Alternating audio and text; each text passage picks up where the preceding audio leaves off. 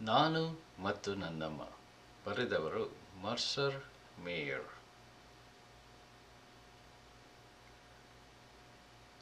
ನಾನು ಮತ್ತು ನನ್ನಮ್ಮ. ಬರೇ ನಾನು ಮತ್ತು ನನ್ನಮ್ಮ ಪೇಟೆಗೆ ಹೋಗಿದ್ದೆವು. ಟ್ರೈನ್ ಟಿಕೆಟ್ ಕೊಳ್ಳಲು ಅಮ್ಮ ನನಗೆ ಸ್ವಲ್ಪ ದುಡ್ಡು ಕೊಟ್ಟಿದ್ದಳು. ಟ್ರೈನಿಗೆ ಹತ್ತಲು ಅಮ್ಮನಿಗೆ ಸಹಾಯ ಮಾಡಬೇಕೆಂದಿದ್ದೆ. ಆದರೆ ಮೆಟ್ಟಿಲುಗಳು ಎತ್ತರವಾಗಿದ್ದರಿಂದ ಅಮ್ಮನೇ ನನಗೆ ಸಹಾಯ ಮಾಡಿದಳು. ಆದರೆ ಕಂಡಕ್ಟರ್ ಬಂದಾಗ ಟಿಕೆಟ್ಗಳೇ ಕಾಣೆಯಾಗಿದ್ದವು.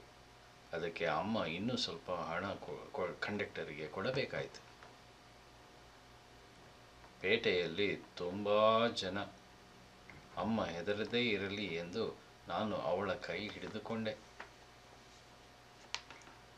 ನಾವು ನಂತರ ಮ್ಯೂಸಿಯಂ ಆಫ್ ನ್ಯಾಚುರಲ್ ಹಿಸ್ಟ್ರಿಗೆ ಹೋದೆವು.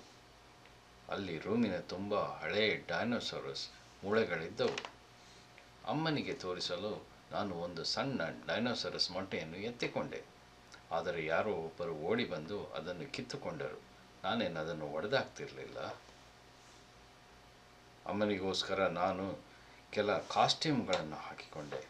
ಆದರೆ ಮ್ಯೂಸಿಯಂ ಗಾರ್ಡಿಗೆ ಅದು ಇಷ್ಟ ಆಗಲಿಲ್ಲ. ನಂತರ ನಾವು ಪಕ್ಕದ ಮತ್ಸ್ಯಾಲಯಕ್ಕೆ ಹೋದೆವು. ಅಲ್ಲಿ ಒಂದು ದೊಡ್ಡ ನೀರಿನ ಟ್ಯಾಂಕಿಯಲ್ಲಿ ತುಂಬ ಮೀನುಗಳಿದ್ದವು.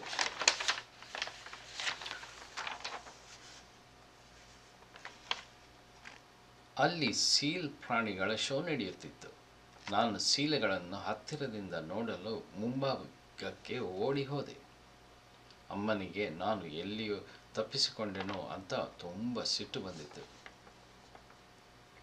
ನಂತರ ನಾವು ಆರ್ಟ್ ಮ್ಯೂಸಿಯಂಗೆ ಹೋದೆವು. ಅಲ್ಲಿ ಬರೇ ವಿಚಿತ್ರವಾದ ಚಿತ್ರಗಳಿದ್ದವು. ನನಗಂತೂ ಸುಸ್ತಾಗಿ ಹೋಯಿತು. ನಂತರ ನಾವು ಊಟ ಮಾಡಲು ಒಂದು ಒಳ್ಳೆ ಹೋಟೆಲಿಗೆ ಹೋದೆವು. ಆದರೆ ನಾವು ಅಲ್ಲಿ ಊಟ ಮಾಡಲಿಲ್ಲ.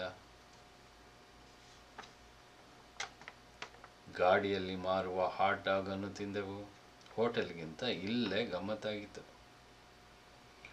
ಬರೇ ಬಟ್ಟೆಗಳು ತುಂಬಿದ ದೊಡ್ಡ ಅಂಗಡಿಗೆ ಅಮ್ಮನಿಗೆ ಹೋಗಬೇಕಾಗಿತ್ತು.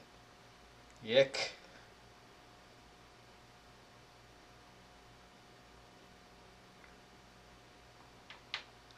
ಅಮ್ಮ ನನಗೆ ಕೆಲವು ಬಟ್ಟೆಗಳನ್ನು ಹಾಕಿಸಿ ನೋಡಿದಳು. ನನಗೆ ಒಂದು ಸೂಟನ್ನು ತೆಗೆಸಿಕೊಟ್ಟಳು. ಯಾರೋ ಒಬ್ಬ ಬಂದು ನನ್ನನ್ನು ಅಳತೆ ಮಾಡಿ ಬಟ್ಟೆಗೆಲ್ಲ ಪಿನ್ನನ್ನು ಚುಚ್ಚಿದ. ಅಲ್ಲಿ ಆಟದ ಸಾಮಾನುಗಳು ಇದ್ದವು. ನನಗೆ ಗೊಂಬೆಗಳನ್ನು ತೆಗೆದುಕೊಳ್ಳುವ ಆಸೆ ಇತ್ತು. ಆದರೆ ಅಮ್ಮ ಹೊರಡ ಹೊತ್ತಾಯಿತು ಬಾ ಅಂತ ಕರೆದಳು. ಟ್ಯಾಕ್ಸಿಯಲ್ಲಿ ರೈಲ್ವೆ ನಿಲ್ದಾಣಕ್ಕೆ ಹೋದೆವು. ನಾನು ಮುಂದಿನ ಸೀಟಿನಲ್ಲಿ ಕುಳಿತೆ. ಡ್ರೈವರ್ ಸಿಕ್ಕಾಪಟ್ಟೆ ಸ್ಪೀಡ್ನಲ್ಲಿ ಓಡಿಸಿದ. ಸಖತ್ ಗಮ್ಮತ್ತಾಗಿತ್ತು. ಈ ಸಲ ಅಮ್ಮನಿಗೆ ಟಿಕೆಟ್ ತೆಗೆದುಕೊಳ್ಳಲು ಬಿಟ್ಟೆ. ಈಗ ಟಿಕೆಟ್ ಕಳೆದರೆ ಅಮ್ಮನ ಹತ್ತಿರ ಬೇರೆ ಟಿಕೆಟ್ ತೆಗೆದುಕೊಳ್ಳಲು ದುಡ್ಡಿಲ್ಲ ಅಂತ ಹೇಳಿದ್ಲು. ಒಳ್ಳೆ ಉಪಾಯ ಅಮ್ಮ. ನಾವು ತುಂಬ ಗಮ್ಮತ್ತು ಮಾಡಿದೆವು, ನಾನು ಮತ್ತು ಅಮ್ಮ. ಮನೆಗೆ ಹೋಗುವಾಗ ನಾನು ಎಚ್ಚರವಾಗಿ ಇದ್ದೆ. ಸ್ವಲ್ಪ ಹೆಚ್ಚು ಕಡಿಮೆ ಅಷ್ಟೇ.